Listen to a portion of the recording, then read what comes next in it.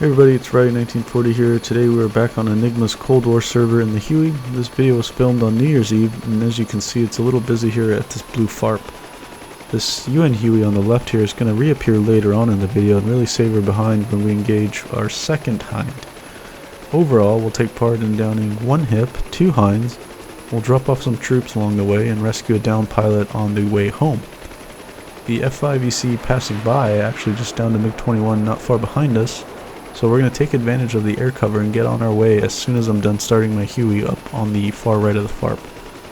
Today we've got wintry conditions, but it's not that bad at all, it's just really colder. Recently they've introduced some inclement weather into the mix on the server, and it's been a lot of fun when I encounter it.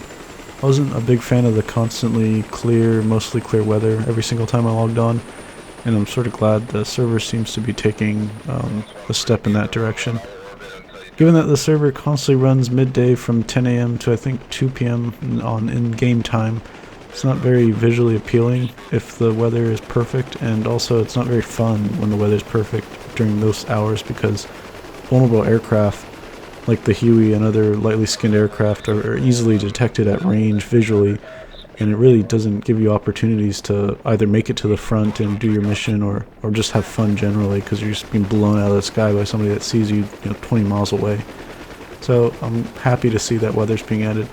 Every time I encounter it, it's just been a blast. So far I've gone through snowstorms, and in the Huey it's a lot of fun feeling the effects of the wind slowing you down and visually having a hard time seeing the terrain in front of you in some cases. So we'll hopefully see more of that, and it seems like they're asking different weather settings that people want to see. If you can go on Discord and suggest some, I'm sure they'll listen.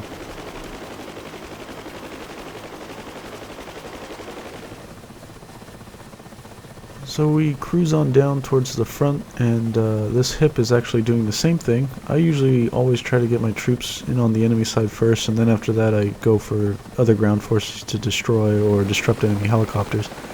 On very rare occasions, I encounter enemy helicopters dropping off troops while I'm still on my way to the enemy side. And unfortunately for this HIP, it landed relatively close to me, and I just happened to catch a glimpse of its dust cloud during a normal scan outside the cockpit. Now, if you fly helicopters, you're not a dust cloud when you're landing.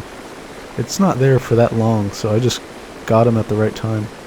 Anyways, I turned towards it to investigate, but the instant I see enemy fire coming up at me, I kick the anti-torque pedal to get a better lineup for my door gunner, who then proceeds to obliterate this very unlucky HIP.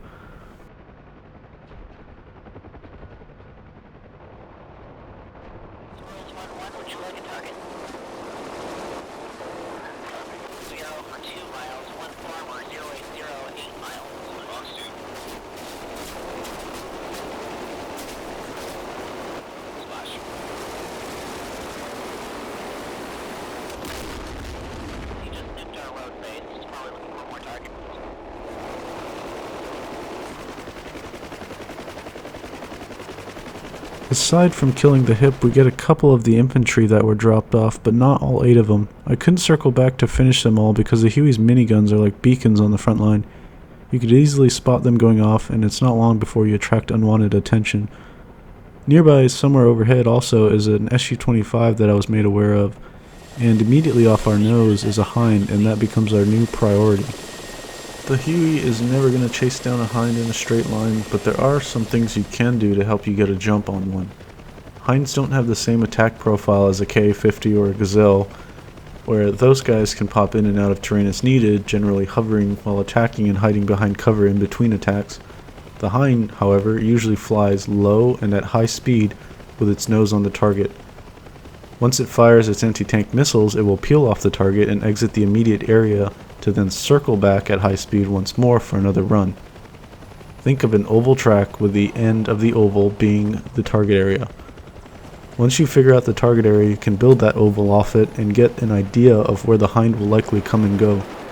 When you have the general bearings the Hind will likely pass by, you can plot and intercept to those bearings and just wait for an ambush. As I get my first shots on the Hind, an F-5 eliminates the Su-25 overhead, and that is one less thing for me to worry about. The Hind is going to do the proper thing and extend away, In the Huey, there isn't a lot you can do when the Hind extends away. You can try to pull some lead on it when in a turn, but don't cut the turn too much and bleed off excessive speed. We want to keep the airspeed up and gently get in line with the Hind as it runs away.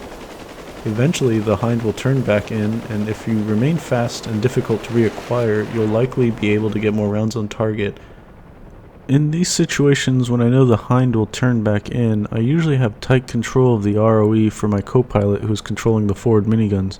I generally want the Hind to start committing to a turn back in towards me before I let the co-pilot open fire.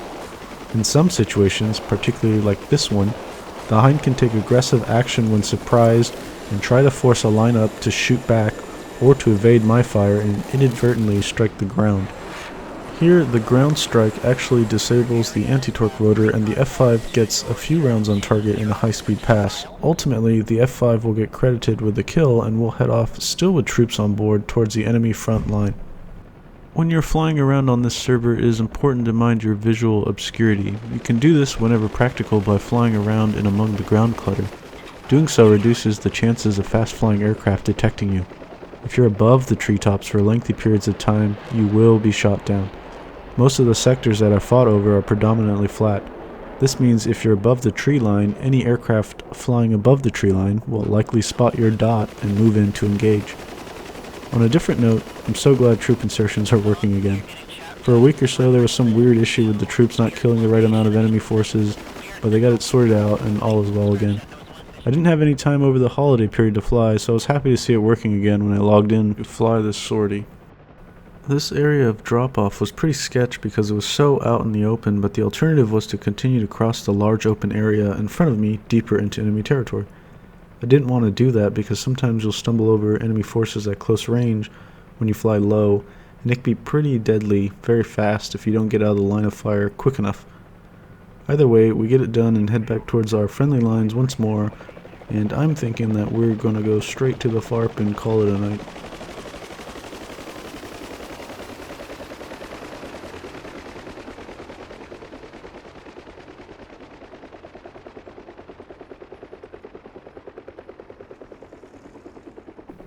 As I'm making my way home, I see a dot on the horizon and it's doing the typical Hind profile. It flies one direction, then circles back to get away, then it turns back in and pops up to fire missiles, and then it repeats this pattern over and over again. I gently steer to intercept and open fire right as it descends away from another completed pop-up attack once I close the distance.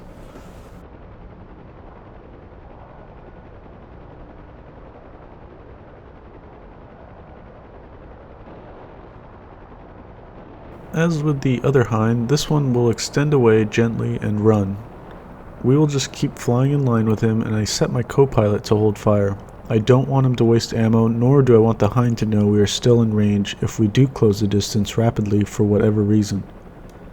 Some Hinds do turn towards you on the initial engagement, but generally it doesn't end well for them because they most likely don't know where you really are, and you'll be able to get a lot of rounds on them while they are slow.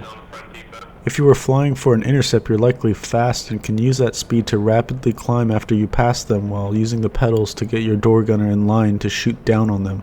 You'll see that maneuver used here to take down this Hind as the fight progresses.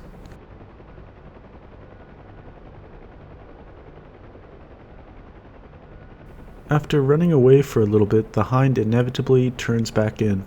When you see this, keep closing, but really try to get low and avoid detection. I didn't know it at the time, but the Hind is likely bearing down on a Huey that is also chasing it off camera. Eventually, when I open fire, the Hind turns away once more and begins to run. What is different now is that there is a second Huey also closing the distance. I begin to anticipate the turn to the right and try to cut an intercept path. I figure the Hind is going to run towards its own front and is beginning to get corralled by the two Hueys.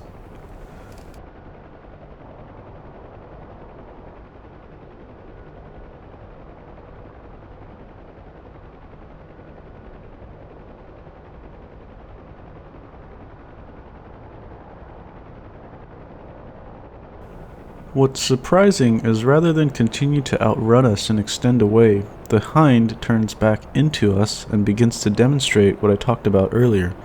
The Hind will get slow in its turn and you'll see it spray and pray with the side-mounted cannon as it cannot acquire me fast enough.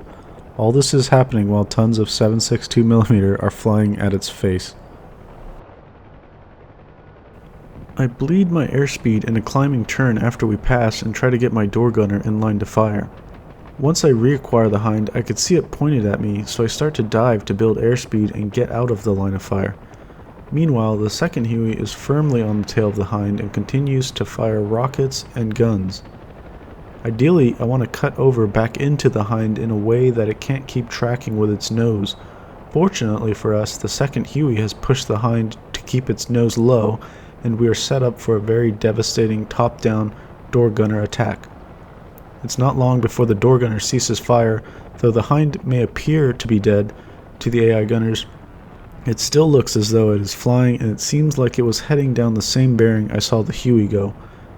I prepare to dive back down with manual control of the guns to finish the Hind, but before I can do that, a blue aircraft guns it down completely.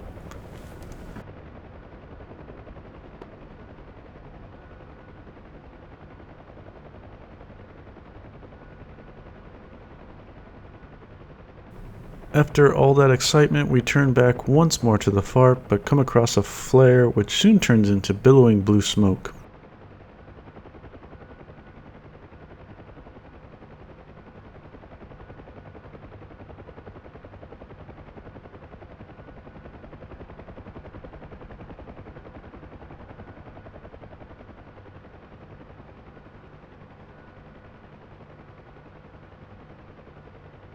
After a quick hover pickup, we turn away and fly onward, now with a rescued pilot on board. This pickup was not very far from the FARP, so we're back in for landing within a few minutes. Much to my surprise is that Huey that took off at the start of the mission before we lifted off was also the same guy who helped keep that Hind off our back. He looks damaged in this view, but he ultimately flew off in a perfectly good Huey after I shut down for the night, so it must be some sort of weird DCS server glitch. Once again, if you have not flown on Enigma's Cold War server, you need to try it. It's a lot of fun. If you like dogfighting with guns and simple Fox 2 engagements, then this is the server for you. If you like moving front lines affected by attack aircraft and attrition mechanics, then this is the server for you. If you like flying long, crazy, deep strike missions behind enemy lines, bombing strategic factories, then this is the server for you. You need to try it. And lastly, on the DCS news front, it looks like since my last video, ED teased an F-4 gun sight at the end of the 22 and Beyond video, so that'll be interesting to see more of this year. Also, Leatherneck Simulations, the guys making the F-8 and the Corsair, also teased an SU-17/22 fitter in the Happy New Year's post on Facebook, and I definitely can't wait to see more of that. I'm really interested in that kind of aircraft. And finally, Happy New Year to all of you guys, and thank you for spending your time with me. Take care, and I'll see you all in the next one. Bye.